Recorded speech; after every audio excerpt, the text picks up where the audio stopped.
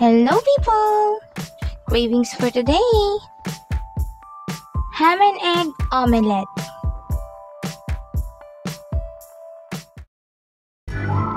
DNE Cravings! Like and subscribe! Welcome and welcome back to our channel. At yan na nga mga ka-cravings, naghihiwa na nga ako ng leeks. Ito ay onion leeks, sinihiwa natin dahil gagawa natin si Jowa ng ham and egg omelette na semi-wrap, gano'n. I-wrap din natin off fold, gano'n. Ewan ko ba, basta may ham and egg, gano'n. So, ayun na nga, hiniwa-hiwa lang natin siya ng maliit na ganyan, hindi naman sobrang liit. At pasensya na uli sa mga background noises kung marinig niyo uli si Amber at si Iggy. At ayan, nalagay na nga natin sa mangkok at lalagyan natin ng dalawang itlog. So, dalawang itlog lang yan dahil, hop na yung dalawa.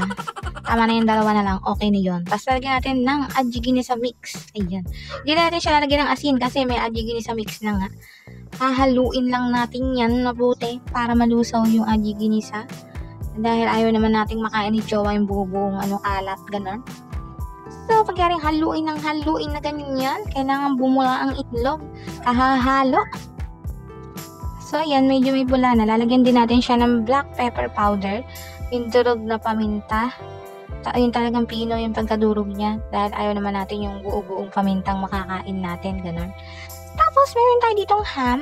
Ito yung ham na nabibili sa tindahan at ang 65 pesos. So, mas matigas pa sa ulo ko yung ham na yan dahil kalalabas lang sa freezer. So, kailangan natin yan ibabad sa tubig. Para double impact, ibilad na lang din natin. Ganun. Char-char lang yun lang kikimig. So, yung ibibilad, syempre, baka sumakit ang tiyan nyo pag binilad nyo sa araw. Pinatuluan lang natin ng tubig para nga lubog siya sa tubig para naman lumambot ng konti. Ganun. Pero nililim ko din naman. Ayan. Ayan, nakalilim na siya. Kaya lang mga cravings, pa rin, matigas pa rin siya. Kalahating oras na siyang binabad yan, pero matigas pa rin. So, nag-decide na ako na hiwain na lang kahit matigas dahil gutom na si Jowa. Magrereklamo na si Jowa pagka ito hindi pa naluto. Dahil 11:30 na. Ito ay lunch, ganun. Supposedly, dapat breakfast. Kaso nga, sarado pa yung tindahan, kaya hindi na lang breakfast na lang. Bumili na lang kami ng tinapay, ganun. Tapos, ito na lang sa lunch. At ayun na nga, sa awa ng Diyos, nahiwa ko na din siya mga ka-craving sa sobrang tigas. Ayun. Yung labas niya malambot na, pero yung loob niya nagyayelo pa siya. Hihiwa ko lang siya ng ganyan kaliliit. Strips ba tawag dyan? Basta bahala na kayo. Ayan, hihiwain nyo lang siya na paganyan. Ayan. Struggle is real. Ganun. Ayan na nga. O di ayan. Hihiwain na natin na ganyan. Susundin lang naman yung hiwa niya. May mga hiwa naman yung ham. Kaya lang nga kasi nagkadikit-dikit siya kasi sobrang galing sa freezer. Ganyan lang mabuti. Matigas na matigas. Pwede naman yan lumambot ulit kung siguro mga 2 hours. 2 hours mo sa room temperature. Kaso di nang aabot. Kasi binili ito ni Jowa. 11 na. So, 11:30, matigas pa rin. Hininan ko na lang siya. Pinilit ko na mga ka-cravings. Hindi madaan sa santong dasalan. Daan lang sa santong paspasan. Gano'n.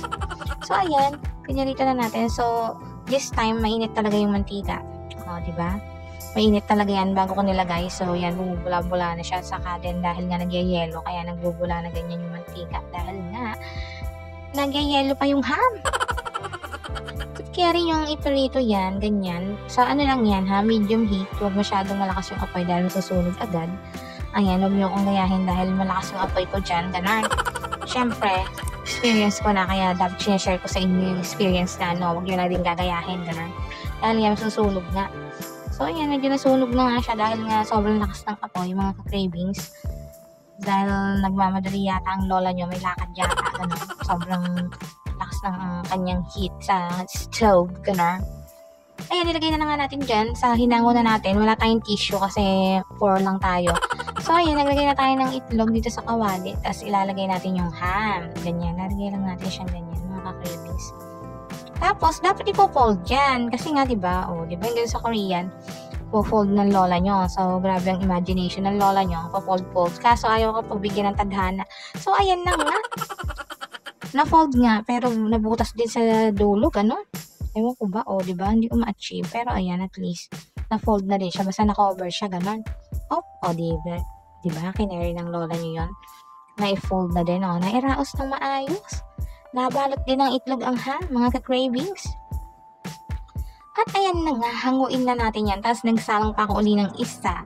Pero hindi ko na yata ipapakita kasi baka mainip kayo, skip nyo na, ganon. So ayan.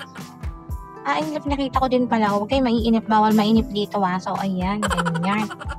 Lagay na natin yan. Tapos, i-fold ulit. Mag-a-attempt ako ulit. Second attempt, mga ka-cravings. I-try nyo din to, masarap, promise.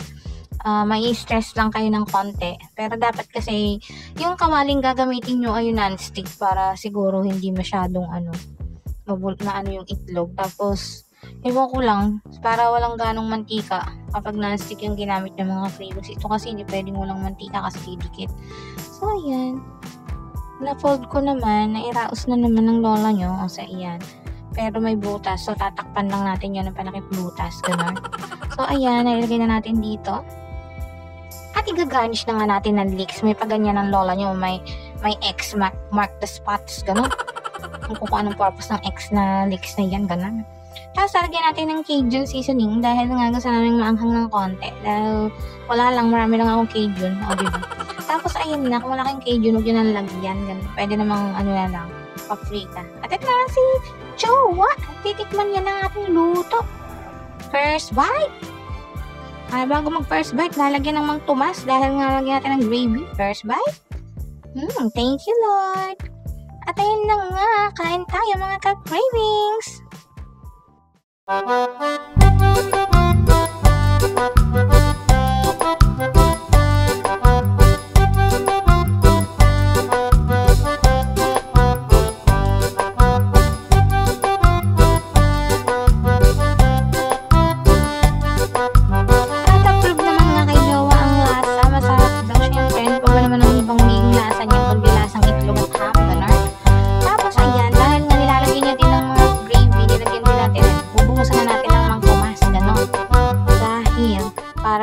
Hindi na siya lagay ng lagay. Ayan, lalagyan na natin siya ng gravy. Ayan. Kung ketchup naman yung gusto nyo, di ketchup yung ilagay nyo, mga cravings.